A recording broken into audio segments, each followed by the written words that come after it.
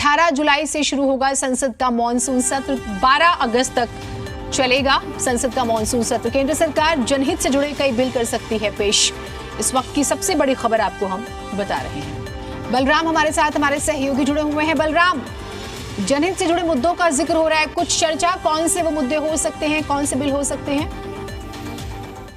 देखिए, संसद के मानसून सत्र की तारीख का ऐलान हो गया है। ये मानसून सत्र 18 जुलाई से शुरू होकर के 12 अगस्त तक चलेगा।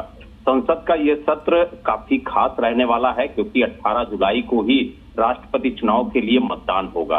आपको बता दें, संसद का ये मानसून सत्र 17 दिनों तक चलेगा क्योंकि 18 जुलाई से 12 अगस्त के बीच कुल 17 कार्य दिवस पड़ रहे हैं।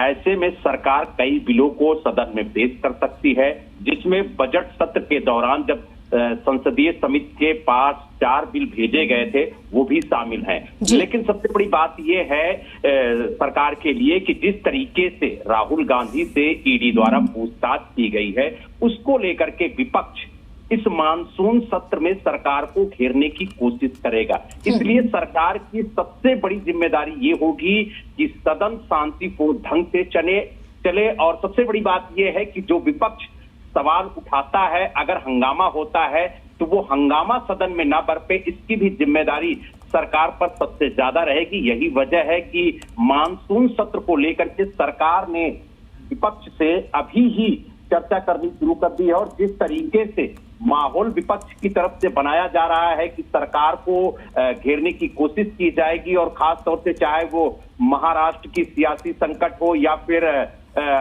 अग्निपथ योजना हो या फिर कांग्रेस परिवर्तन निदेशालय द्वारा राहुल गांधी से और सोनिया गांधी से पूछताछ की बात कही जा रही हो, उन सभी मुद्दों को लेकर के विपक्ष कहीं ना कहीं सरकार को घेरने की कोशिश करेगा। अब सबसे बड़ी बात ये होगी कि सरकार किस तरह से सदन को चलाती है, किस तरीके से विपक्ष के हंगामे को झेलती है और जो सवाल विपक्ष पूछता है उस पर किस तरीके से सरकार का जवाब रहेगा।